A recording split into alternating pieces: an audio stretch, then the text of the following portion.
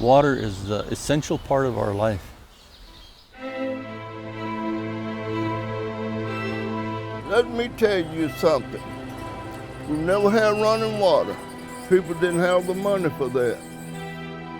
But you'd be better off to go drink out of a mud puddle than you would out of our well, and that's sad. You can't live without water, period. I believe that this slow response from treating this contamination is a poisoning of the American people.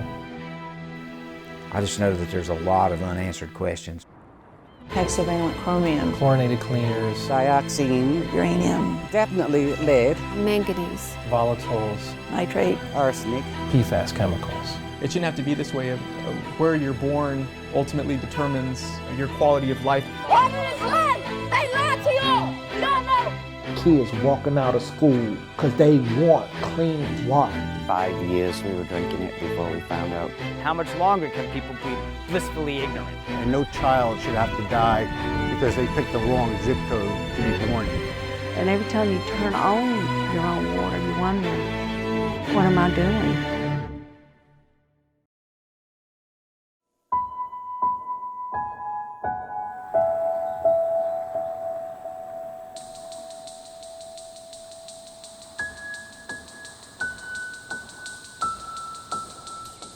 What you're looking at now has nothing to do. That's one reason why we moved down here. It was so nice. The whole neighborhood was nice and clean. No, water is the number one issue. 20 years ago, you would be proud to live here. It was like a down-home country feeling. Everything fell by the wayside. Down here in this little area right here, it's a forgotten community. 20 years ago, there was some people come out here for testing everybody well. They said they had some kind of parasite in the water. People used to drink this water before all this stuff started happening to contaminate this water. I'm angry, I'm mad, I'm past mad. We asking for to hook up some water. Next month I'll be 38. I'm sorry, 83. That's the only thing I'm gonna supply my family with is good water. If I have to haul it, that's what I do. It's 10 miles over there where I go and 10 miles back.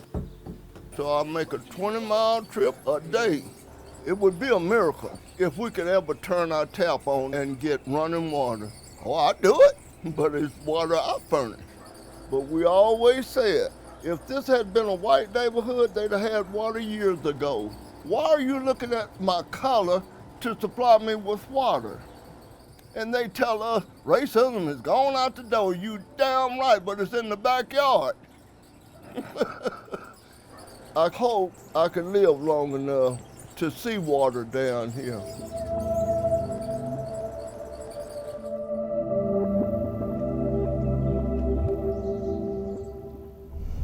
The reason I wanted to show you this neighborhood is there is 279,000 tons of coal ash that is buried. You know, we live so close to these massive pits that are unlined, that do sit in the groundwater, and we have wells that are pumping the water from the ground. And all of these neighbors are receiving bottled water. Our state toxicologist called me, and I'll never forget that day. He was like, I don't want you cooking with your water. I don't want you bathing in your water. He goes, I wouldn't even give my dogs or my animals this water. This was our first home, expecting our first child. We were very excited to start our new life. We actually got in touch with someone from Duke and asked them about the plant, you know, that we were moving here, we were new. And they're like, oh, you don't have to worry about anything. It's environmentally tested and we're your neighbors. We care about you. So I want to say naively, we believed them. Everything that's happened with these neighbors, nobody's done more to care for them than Duke. Like you would see underneath any industrial type facility, you could see some impact to groundwater. We've been very transparent about that, but there is an enormous body of evidence that tells us that groundwater from ash basins are not impacting neighbors' wells. EPA looked at coal ash over and over and over again. The scientists studied it and determined it is not toxic. There is no doubt in my mind that coal ash is hazard. There are numerous studies, and the amount of contaminants that coming from coal ash is alarming. In fact, we also see high level of hexavalent chromium coming from coal ash. Unlike the EPA ruling, it should be considered as hazard waste. However, in the process of looking at the effect of the coal ash, we realized that hexavalent chromium is naturally occurring. Now, the fact that it's naturally occurring, it doesn't mean that it would not hurt you. At the same time, we do see the evidence of coal ash contamination and leaking into the environment. So there's a time bomb. It is ticking, and it's coming. You don't have to be a doctor to take common sense to see, well, this is happening.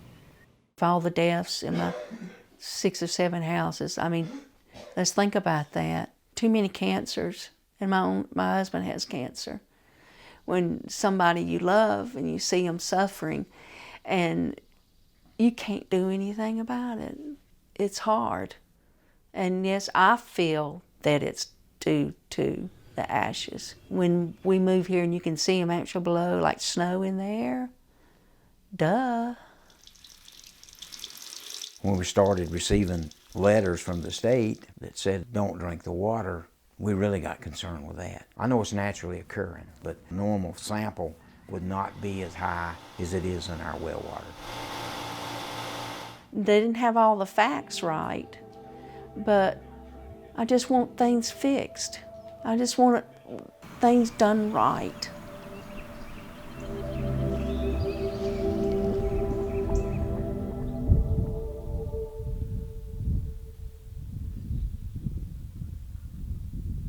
This is one of the larger chat piles at the Tar Creek Superfund site. There's probably a couple million tons of mine waste.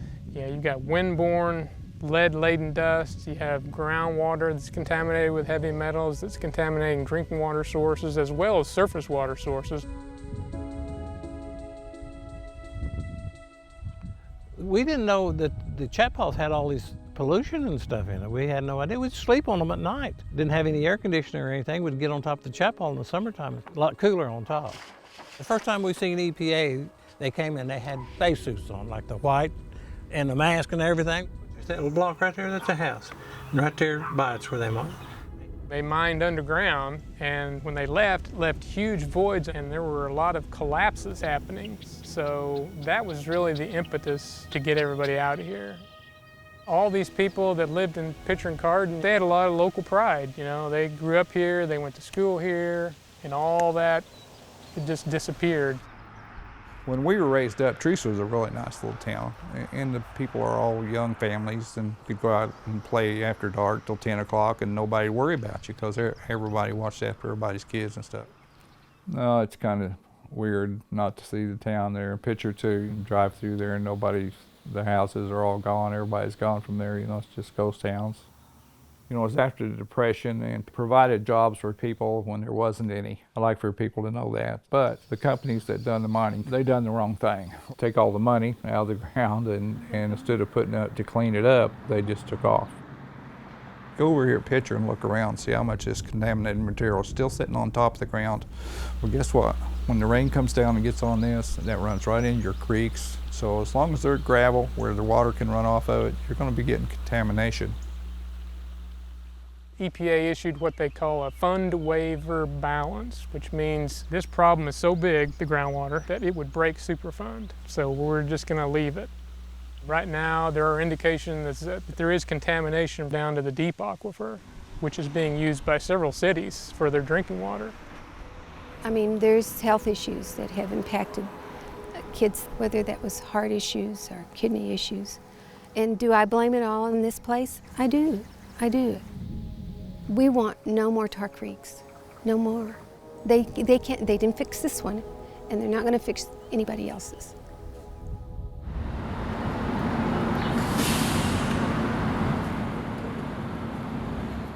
In the 1950s, they found that the lead laterals that they used to bring the waters in was not good. That's why we're having an issue. These lead pipes were issued by the city government. They found this out, but they didn't change the pipes. Now that everybody's making noise about it, oh, it's an issue. But they always knew. As a matter of fact, it's a list downtown that shows every house in Milwaukee with lead pipes. And this one is on the registry. Students at North Division recently had a march where they walked out of school because they weren't getting any clean water. That just hurts to know that they can't even concentrate on a good education because they're worried about drinking the lead in the schools. So I started getting into using music. Don't drink the water, it's suicide. Not enough for the youth on the north side. I was already making videos about get your water tested. I think it became more personal once I knew that my son was lead poisoned. If we are aware, and my son can actually come up lead poisoned, when I wasn't doing enough.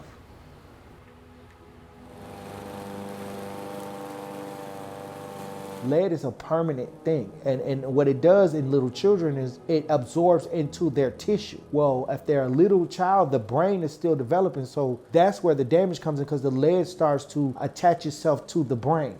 Some of these mothers are not lead tested their child, so they're taking their child into the doctor and they have all the symptoms of being lead poisoned. They be like, I don't know what's wrong, so the doctor have to come up with a diagnosis with ADHD or some type of learning disability. His was a 5.9, which is over the level of being poisoned. That's your first yard cut.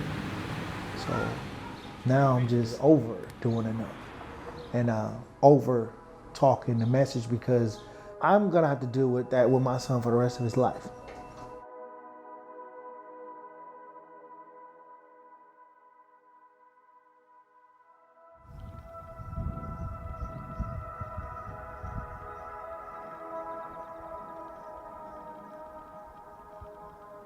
Since before the base closed, there were environmental issues and contamination of the drinking water on the base. The impact of the old contaminants, the chlorinated solvents on the base, and the 15 or so years that it was known to be on the drinking water, there were significant toxic concentrations consumed by the people who worked and veterans' families. That's unacceptable. I enlisted in August '77. I worked security police. This one building was always locked, windows covered, because that was where they worked on regular bombs. We stepped in there and got hit with this strange odor. I saw 24 barrels. Some were empty, and it was all rolling down and going in the drain. That's the floor drain. We actually have documentation showing that there's been a chemical problem there back in the 50s. There's no doubt that this was caused from that air base. That base became a part of our community. And for over 70 years, we were dependent on the air base, on airplanes, on military. This was last week. This is what they showed us. His oncologist, he won't give us a time frame. He said, this isn't going to happen gradually. He is going to lose his voice, his speech, and or he's going to lose his brain thought process. In 2014, EPA stopped involvement at this site, even knowing that for 2 years that PFAS had been identified and was a growing problem. They still pulled out. There's a chance, the Air Force says, because of delays, they may not get it done. We'll have to see. Negligence is not an excuse. It happened under their watch. And where I come from, it happened under your watch, you're responsible for it.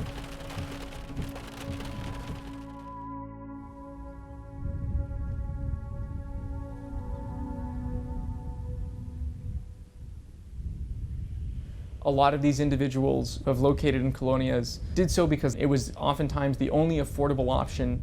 One of the reasons we have these types of water problems is because of the way colonias formed. Back in the 60s and 70s, developers, they would buy large pieces of land, and there weren't the standards that are in place today. They would often tell them under the guise, don't worry, those services are coming. Growth finally caught up, and we have a large, relatively densely populated area that doesn't have water.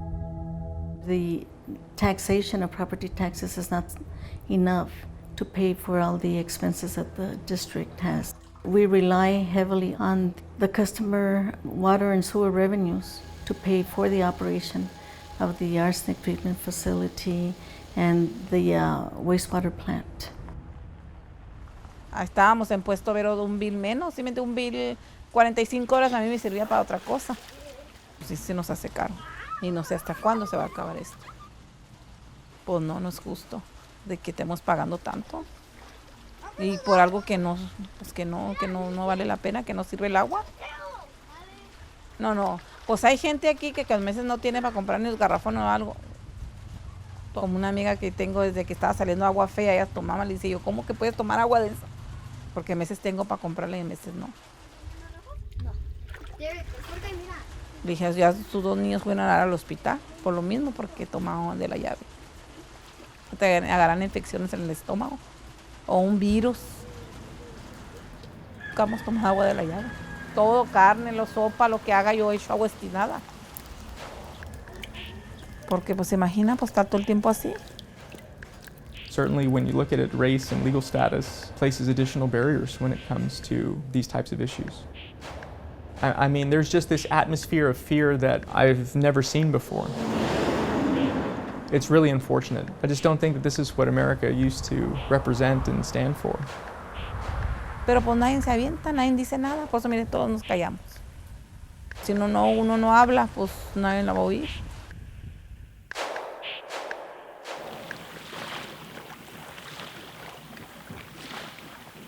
My grandparents, great-grandparents would roll over in their graves to know we have to buy water. About 20 years ago, I came home from work and there was a notice on my front door with skull and crossbones, and it said, "Do not drink your water." They tested it and saw that it was over a safe limit, so not to drink it. I have 2 sons, 2 daughter-in-laws, 2 grandsons, and 2 granddaughters. I remember thinking, wow, we've been drinking this all this time, and the water is crystal clear. I guess I've been in this house almost 30 years. 30 years, yeah. I built most of this house without power, without electricity. I was a single mother and I had a very, very low income. We got a letter from the Extension Service saying that we were required to test. And we did. I don't remember the numbers, but it was something like 6 times what was acceptable for drinking water. In Hancock County, 85% of people are on private wells.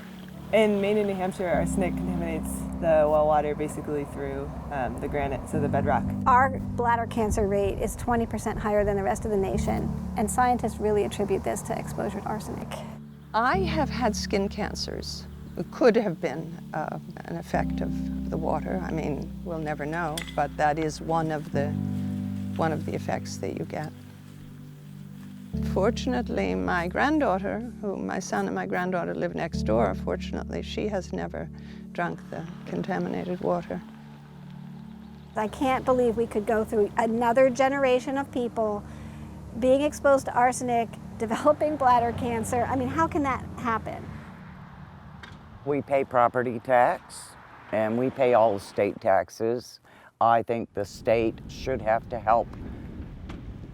For a while, we tried the reverse osmosis system, but the filters would clog up real quick, and it would cost you like over $1,000 a month. We can't afford to pay thousands a month when you don't even make thousands a month living in Maine.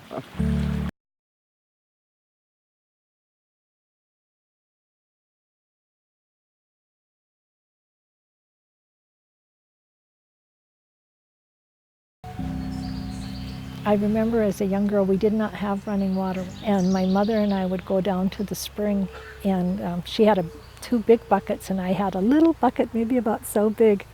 I loved the spring water. It tasted so good and it was so cold and clear. It was sad and alarming for us to learn that there was some contamination here of the spring, because it does really play an important part. Water is sacred to our Crow people. John and Mari have really made some differences in the community. Almost a quarter of homes across the country are unsafe due to nitrate or naturally occurring metals. Part of the difference here is that people don't have the resources to install the traditional water treatment systems, and it's just beyond people's financial means. Wells are unsafe to drink because of the uranium, manganese, and arsenic, which are all naturally occurring. Uranium may be exacerbated both by agricultural fertilizer and by past mining in the Bighorn River watershed. And the best thing we found so far is just simply to buy people water coolers. All right. Appreciate it. Yep.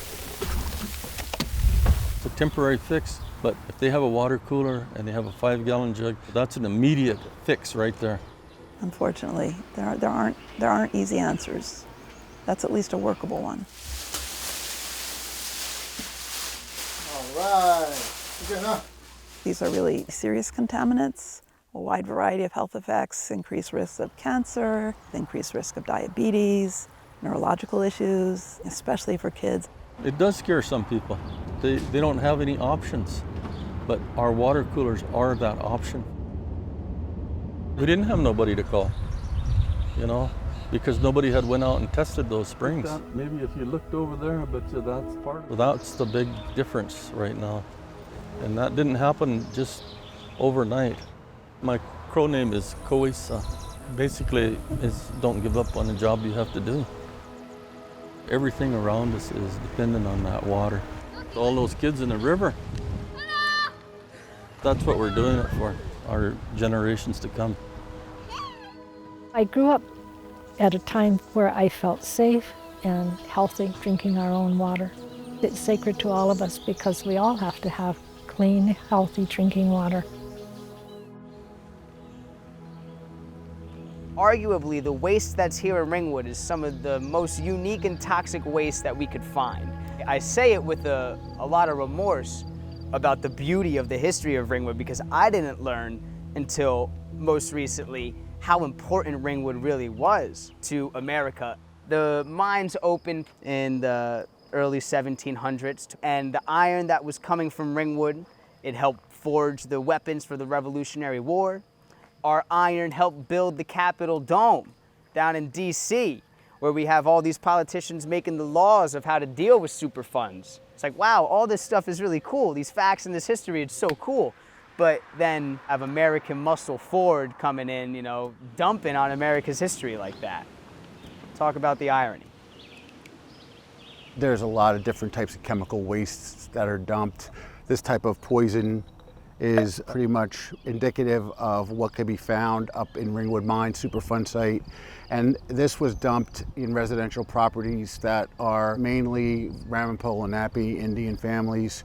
This is very, very poisonous, hazardous waste that was actually someone's backyard up in Ringwood. The Ringwood Mine Superfund site is the only site in the whole history of the Superfund program ever to have to go back and be relisted because of failures of the EPA and the polluter.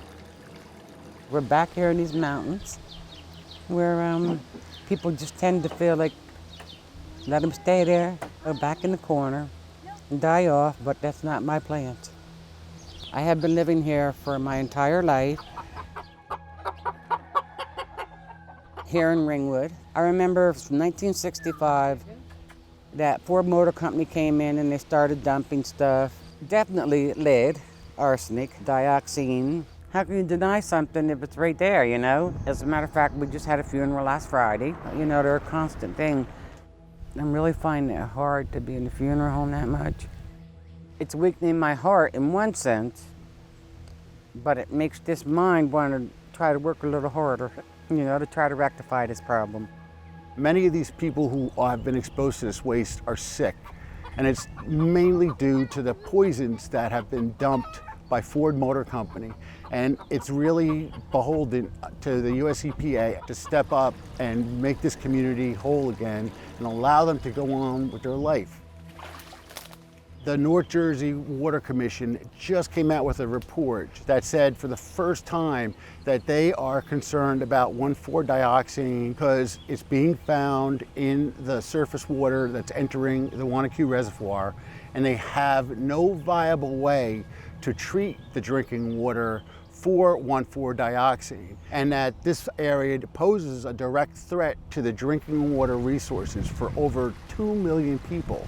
And that's something that should really alarm anybody, because if it's allowed to happen here, it's only a matter of time before anybody's drinking water is allowed to be poisoned because of industrial waste. Peter's mine is huge, and so it's a very deep mine. And so what happens is if you put all this pollutant in and you put more and more on top of it, and it squeezes all of that paint sludge into the cracks. Okay, so how are you going to get it back out of the cracks again? You would have to mine it back out again, which is prohibitively expensive. It's actually the billion-dollar question. What do we do? Because we can't keep ignoring it any longer. We all need to team together and figure out how to do this, you know? And then once we figure out how to do this, others will benefit. It could be a happy ending, but the way it's looking, no one's gonna win. No one's gonna win, no one's gonna walk away happy, and it will not be a happy ending.